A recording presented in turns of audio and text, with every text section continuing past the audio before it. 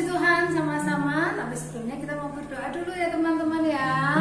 Nanti Miss Liz berdoa. Mari kita siapkan hati kita. Tuhan Yesus, kami mengucap syukur untuk hari ini. Dan saatnya kami akan memuji nama-Mu. Biarlah puji-pujian kami boleh menyukakan hati-Mu. Terima kasih Yesus, dalam nama Tuhan Yesus. Haleluya, amin. Amin. Semangat memuji Tuhan ya teman-teman. Kita mau bersuka cita bersama-sama. Kita memuji Tuhan sama-sama. Siapa di sini yang mengasihi Tuhan? Angkat tangannya. Siapa di sini sayang sama papa mama? Semuanya pasti sayang sama papa mama. Lebih-lebih sayang sama Tuhan. Amin. Kita mau belajar lagu ini buat yang baru ya. Teman-teman yang baru pertama dengar ya, kita mau belajar sama-sama. Lagunya gampang sekali ya. Kita menyanyikan I love you Lord forever. Kita akan mengasihi Tuhan sampai selama-lamanya.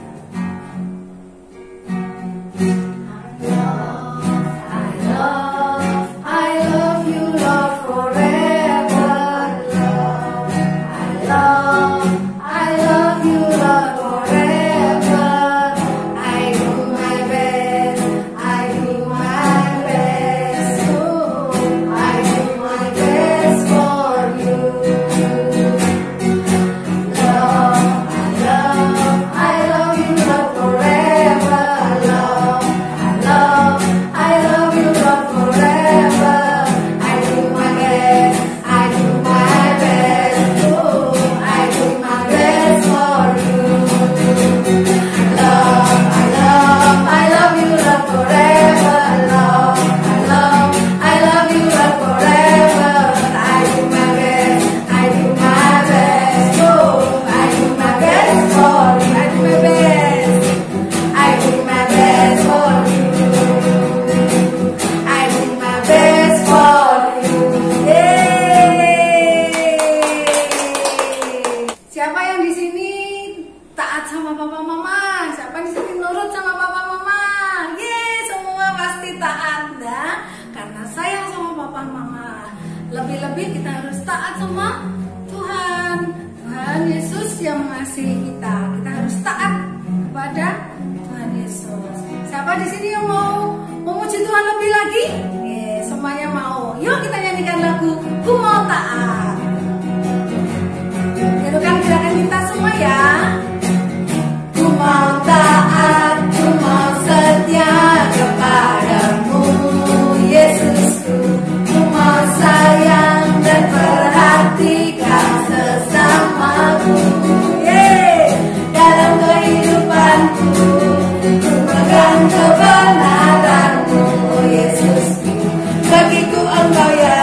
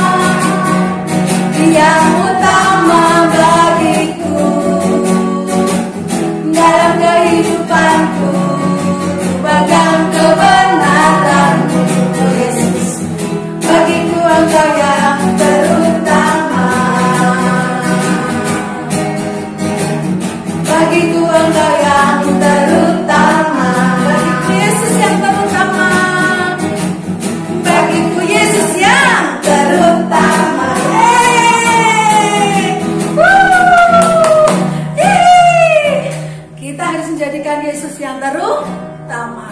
Kita mau belajar taat, kita mau belajar sungguh-sungguh sama Tuhan ya. Apa yang firman Tuhan katakan. Amin. Kita mau mendengarkan firman Tuhan.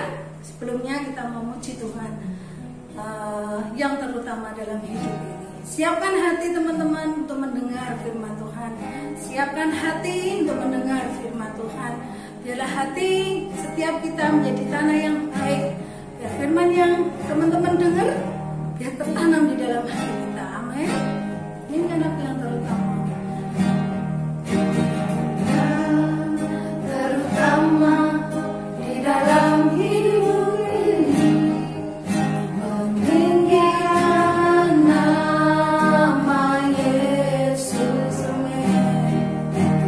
Yang terutama di dalam hidup ini, memuliakan nama yang terutama.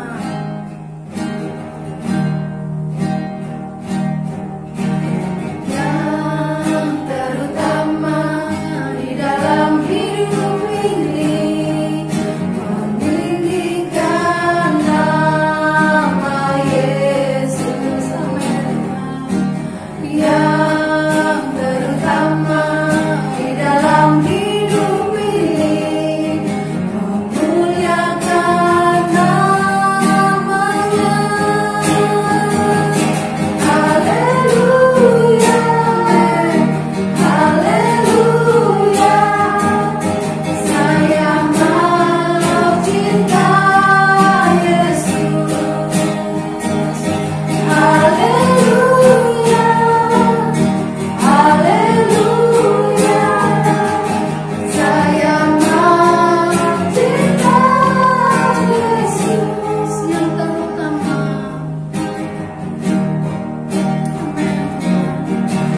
Yang terutama di dalam hidup ini, meninggikan nama Yesus. Yang terutama di dalam hidup ini, memuliakan namanya. Haleluya, haleluya, haleluya, saya mau cinta Yesus. Haleluya, haleluya, saya mau cinta Yesus. Haleluya, haleluya, haleluya, saya mau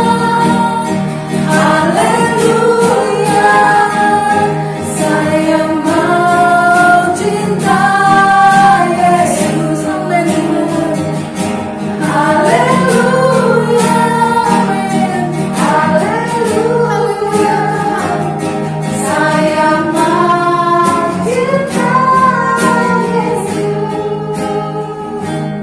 Haleluya, haleluya, saya mau cinta Yesus. Haleluya, haleluya,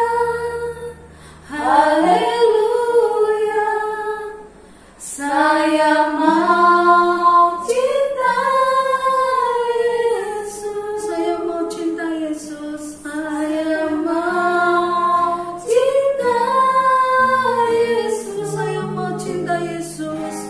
Saya mau cinta Yesus. Amin Tuhan. Terima kasih Tuhan. Puji-pujian hari ini kami menyerahkan Engkau. Engkau selalu setia terhadap kami, taat kepadamu Tuhan. Berikan kami selalu keteguhan hati, agar kami terus di jalan-Mu Tuhan. Berkati anak-anak-Mu Tuhan. Dan nanti kami akan mendengarkan sebagian firman-Mu Tuhan. Berikan kami lagi Tuhan keteguhan hati Tuhan, kesehatan dan kekuatan menjalani hidup ini. Di dalam nama Tuhan Yesus. Haleluya. Amin. Amin. God bless you.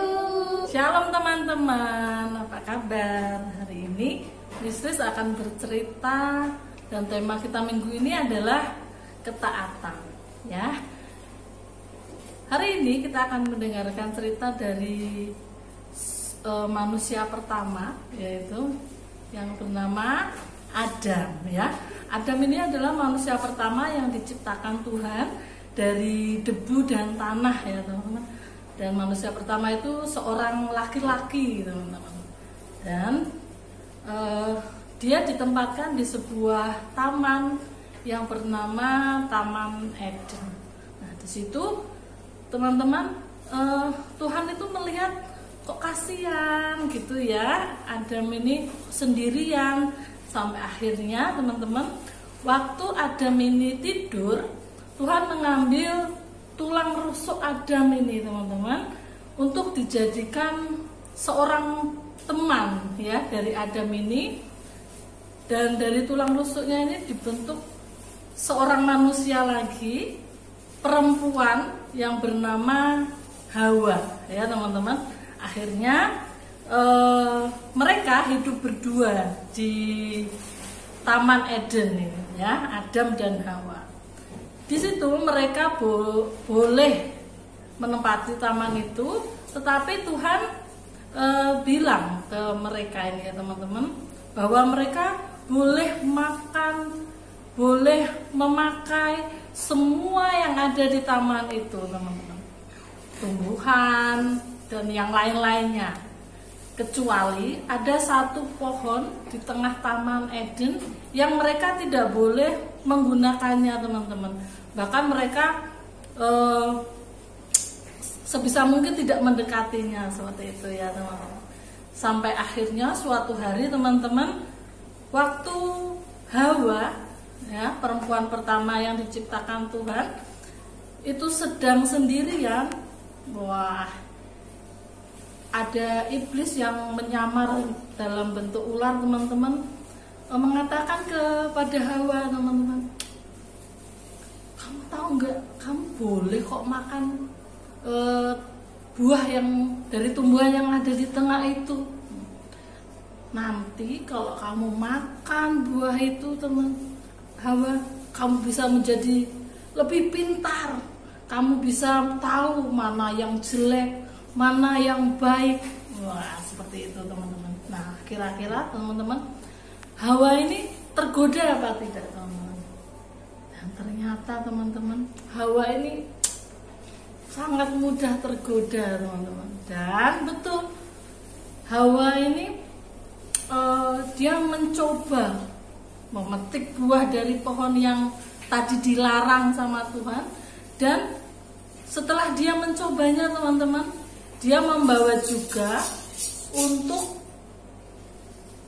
temennya, untuk Adam, ya teman-teman. Dia bilang ke Adam, ini coba loh, ini buahnya enak sekali, aku sudah merasakannya. Seekor ular mengatakan, kalau kita makan buah ini kita menjadi lebih pintar, kita bisa tahu yang jelek, kita bisa tahu yang baik. Nah teman-teman, setelah Hawa mengatakan hal itu, Adam ini tergoda juga, teman-teman. Wah, hebat ini kalau aku bisa lebih pintar, tahu yang jelek, tahu yang baik. Dan akhirnya Adam juga mau makan buah itu, teman-teman. Dan akhirnya teman-teman, dan benar, setelah mereka makan itu, Tuhan datang, teman-teman. Wah, setelah Tuhan datang, Tuhan menjadi marah, teman-teman. Adam dan Hawa ternyata tidak taat kepada Tuhan, teman-teman. Yang tadinya seharusnya mereka tidak makan itu buah yang ada di pohon yang ada di tengah-tengah taman itu, tapi mereka memakannya, teman-teman. Mereka tergoda dengan kebohongan dari ular, ya teman-teman. Dan akhirnya teman-teman, hubungan mereka dengan Tuhan menjadi tidak baik setelah kejadian itu, teman-teman. Nah, dari cerita Adam dan Hawa ini kita bisa belajar teman-teman. Kita harus taat kepada Tuhan. Apa yang Tuhan perbolehkan dalam kehidupan kita, yang Tuhan tidak perbolehkan dalam kehidupan kita, supaya hidup kita berkenan kepada Tuhan. Ya, teman, karena ketidaktaatan Adam dan Hawa, mereka diusir dari Taman Eden. Ya, teman-teman, itu yang kita bisa pelajari dari Adam dan Hawa. Mari kita berdoa. Tuhan Yesus, terima kasih untuk ceritamu hari ini Tuhan. Biarlah kami boleh belajar untuk lebih taat lagi kepadamu Tuhan, supaya hidup kami lebih berkenan kepadamu. Terima kasih Tuhan Yesus, dalam namamu kami berdoa dan bersyukur. Haleluya, amin. God bless you. Shalom teman-teman yang hebat dan luar biasa. Apa kabar kalian hari ini? Tentunya masih tetap semangat ya teman-teman. Hari ini kita mau berbicara tentang serangga. Nah, apa saja sih binatang yang termasuk serangga itu? Bagaimana cirinya? Dan bagaimana cara serangga berkembang biak ya? Nah, apakah serangga itu berbahaya? Coba kalian perhatikan beberapa video berikut ini. Apa saja sih macam-macam serangga? Semut,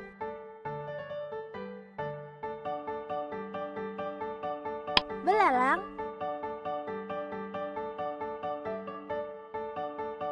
kupu-kupu,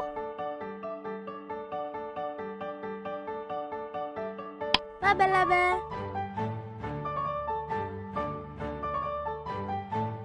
capung. Nah, itu tadi teman-teman Smart Point, macam-macam serangga. Semut.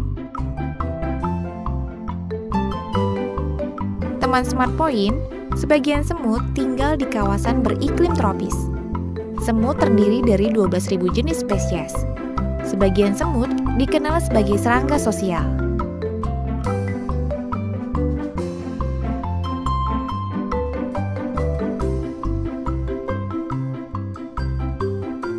Semut memiliki koloni dan sarang yang teratur dan beranggotakan ribuan semut per koloni. Anggota koloni terbagi menjadi semut pekerja, semut pejantan, dan ratu semut.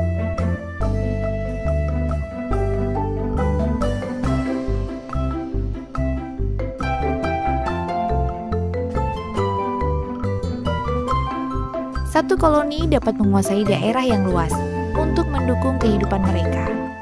Meskipun ukuran tubuhnya yang relatif kecil, semut termasuk hewan terkuat di dunia. Semut jantan mampu menopang beban dengan berat 50 kali dari berat badannya sendiri.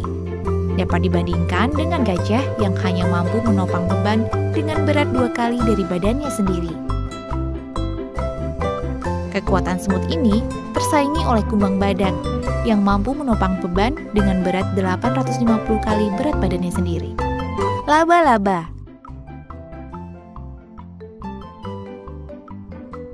Teman Smart Point, laba-laba dapat ditemukan di seluruh dunia, di setiap benua kecuali di Antartika. Laba-laba bisa bertahan hidup hampir di semua habitat dengan perkecualian kolonisasi udara dan laut. Laba-laba merupakan hewan pemangsa atau karnivora, bahkan kadang-kadang kanibal. Mangsa utamanya adalah serangga. Hampir semua jenis laba-laba mampu menginjeksikan bisa melalui sepasang taringnya kepada musuh atau mangsanya. Meski demikian, dari puluhan ribu spesies yang ada, hanya sekitar 200 spesies yang gigitannya dapat membahayakan manusia.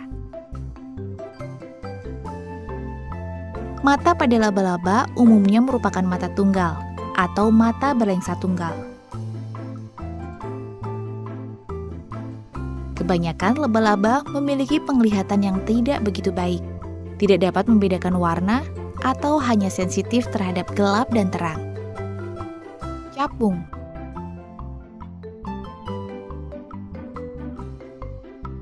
Teman Smart Point, tahukah kalian capung jarang berada jauh-jauh dari air, yaitu tempat mereka bertelur dan menghabiskan masa pradewasa anak-anaknya. Capung meletakkan telurnya pada tumbuhan yang berada di air. Ada jenis yang senang dengan air mengenang, tetapi ada pula jenis capung yang senang menaruh telurnya di air yang agak deras. Capung umumnya bertubuh relatif besar dan hinggap dengan sayap terbuka atau terbentang ke samping. Capung jarum umumnya bertumbuh kecil, meskipun ada beberapa jenis yang agak besar. Memiliki abdomen yang kurus ramping mirip jarum, hinggap dengan sayap-sayap tertutup tegak menyatu di atas punggungnya. Tadi kita sudah mengenal tentang serangga dan beberapa fakta unik tentang serangga. Nah, teman-teman, ternyata ada serangga yang berbahaya juga. Contohnya apa? Nyamuk. Nah, kita mau belajar tentang nyamuk ya. Kenapa sih? Dan bagaimana sih bahayanya nyamuk? Lihat video berikut ini kembali. Nyamuk. Teman Smart Point, nyamuk memiliki 2 sayap bersisik, tubuh yang langsing, dan 6 kaki panjang. Ternyata, hanya nyamuk betina saja yang menyedot darah mangsanya. Dan itu sama sekali tidak ada hubungannya dengan makan. Sebab, baik nyamuk jantan maupun nyamuk betina memakan cairan nektar bunga. Darah mangsa yang nyamuk betina hisap yaitu untuk memberi nutrisi pada telurnya. Telur-telur nyamuk membutuhkan protein yang terdapat dalam darah untuk berkembang. Nyamuk mengalami 4 tahap dalam siklus hidupnya: telur, larva, pupa, dan dewasa. Sebagian nyamuk mampu menyebarkan penyakit protozoa seperti malaria, penyakit filaria seperti kaki gajah, dan penyakit bawaan virus seperti demam kuning, demam berdarah dengue, encephalitis, dan virus Nil Barat. Nah, itu tadi adalah macam-macam serangga dan juga bahaya dari serangga, salah satunya nyamuk. Nah, teman-teman, bagaimana sih serangga itu bisa berkembang biak? Coba kita mau belajar salah satu bagaimana cara namanya metamorfosis atau perkembangbiakan pada kupu-kupu. Kita akan simak video berikut ini. Ayo kita lihat metamorfosis kupu-kupu. Telur kupu-kupu. Telur kupu-kupu menjadi ulat. Ulat menjadi kepompong. Kepompong menjadi kupu-kupu.